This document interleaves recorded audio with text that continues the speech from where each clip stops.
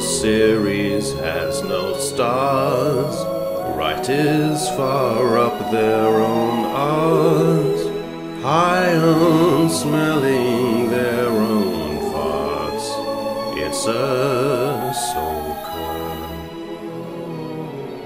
Kathleen's male feminist screams himself in jerking fist. Cowboy had COVID in jizz. It's Ahsoka. Ahsoka is set after the fall of the Empire, with the new Republic having risen to take its place. However, a plot is underway to find the last Imperial Grand Admiral Thrawn and bring him out of exile.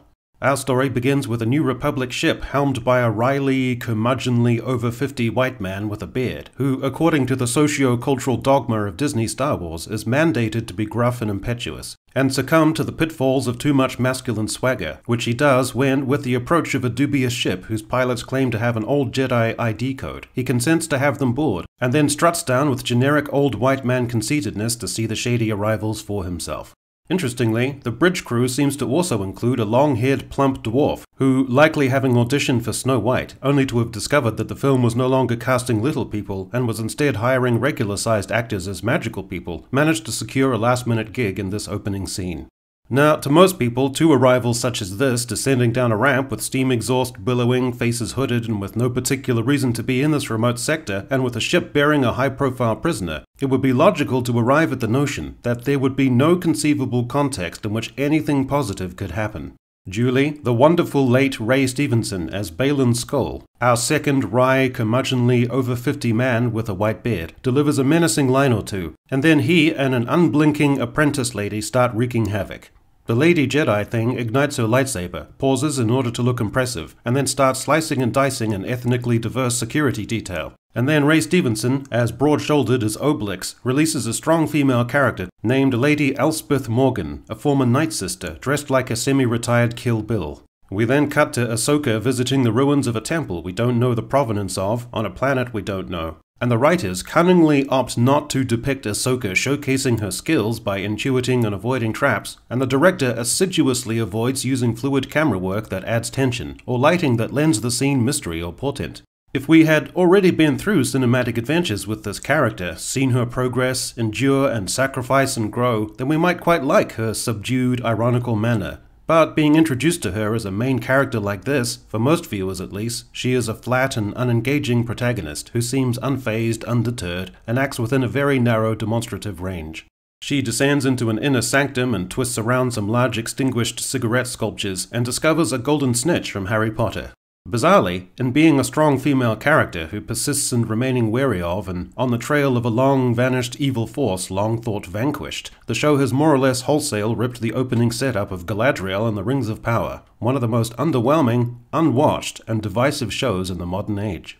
Bearing the MacGuffin that is a map to Grand Admiral Thrawn, she is then confronted by killbots who demand the MacGuffin, and after getting their butts kicked out, opt to strike cool poses and initiate a self-destruct protocol, which would counterproductively destroy the MacGuffin, kill the person bearing it, and obliterate the temple grounds, thus removing any potential evidence or hints to the artifact's composition or function, allowing Ahsoka to blow this popsicle stand and fly away with her co-pilot, a droid who is a cross between the domestic robot from the Jetsons and Shredder from Teenage Mutant Ninja Turtles, with a metal Fu Manchu thrown in for good measure.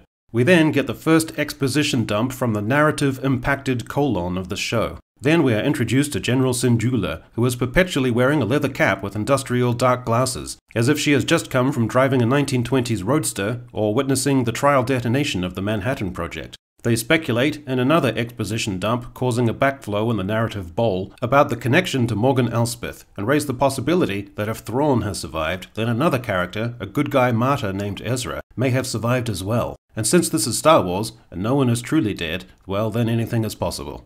We then cut to a city that looks like Oz, if reimagined by vulgarly ostentatious sheiks in Dubai. This is one of my main gripes about Star Wars. In typical cities, there are historic buildings, centuries old, and buildings maybe a couple of decades old, and modern buildings and infrastructure and apartment blocks flung up by developers a year ago. In a Star Wars city, every building looks like it was built on the same day. Our third wily, curmudgeonly, over-50 man with a white beard delivers a speech. Then we cut to a truant honoree who is a spunky, headstrong, sassy, cool female character. We know this is true because tonally, aesthetically, and contextually incongruous punk pop music is playing and she has colored hair. This is Sabine, a quasi-Mandalorian who lives by her own rules, and isn't going to be deterred by fighter pilots, especially since she is speeding down the longest freeway in the Star Wars universe, an infrastructure leviathan that stretches towards an expanse of empty scrubland. After providing us with protracted arse shot number 1, she returns to her pad to watch an old hologram of her dear-presumed lost friend Ezra, who, in an exposition dump that splatters yet more narrative fecal matter into an already brimming and spilling bowl, they were like brother and sister, which goes without saying, because this is Star Wars, and no strong young female character could ever bear the encumbrance and compromises of a sexual relationship. We have Sabine arse shot number 2, then Sabine confronts her former master, Ahsoka. Sabine snatches the snitch and goes away to puzzle it out, which she is able to do in an unsatisfying and ambiguous way, and then goes out to a balcony in a third lingering arse shot and is assaulted by robots. A confrontation heralded as the first on-screen inter-chick lightsaber duel, and then Sabine takes a kyber crystal-powered fat one straight through the belly, which by now, after the Grand Inquisitor and Reva, means absolutely nothing, and contributes to the ongoing retroactive interpretation of Qui-Gon as a bit of a sook for not walking off his similar stab in The Phantom Menace.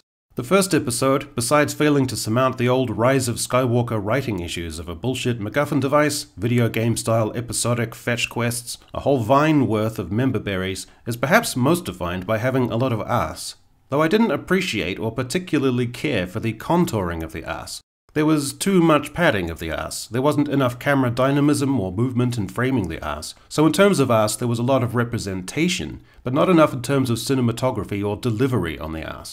Episode 2, coming off the dramatic surge of Sabine stabbing, will inevitably showcase Sabine's grueling struggle to revive from the brink of death, silent and immobile, her internal organs cauterized, her entire inside subjected to catastrophic trauma, her spinal column hanging by a thread.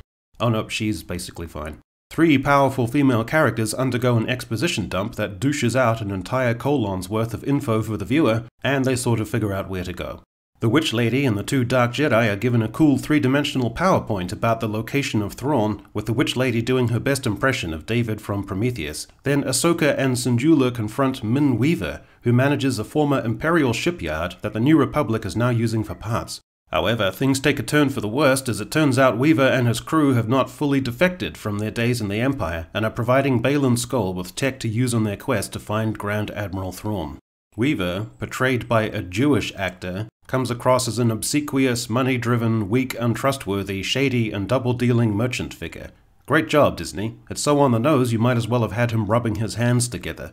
After a lightsaber duel with some dude who it looks like they just went into a museum or landed gentry estate and took the helmet off a suit of armor and plonked it on, and a space chase where Syndulla whacks a tracking device on the fleeing bad guy's ship, Sabine undergoes a transition, retracing and connecting back to her Mandalorian identity, and declaring her readiness to partner back up with Ahsoka for some force-based spiritual sister scissoring. And that's pretty much the extent of Episode 2, which is perhaps most notably characterized by a comparative dearth of arse. This show, so far, is neither a load of arse, or especially up its own arse, nor the arse end of Star Wars. There are fleeting moments when it kicks ass, but it mostly just sits on its ass, can't get its ass into gear, jerked my ass around. And there are many aspects it's got ass backwards. In terms of pacing, it needs to haul ass and shift its ass. And while there were times when I wanted to personally rearrange its ass, for the most part it is a pretty harmless show that will excite no one, and is just an ersatz assemblage of Star Wars stuff. And the most stirring aspect, unfortunately, is the notion of some solid character actors from yesteryear being able to cash some decent mouse money paychecks.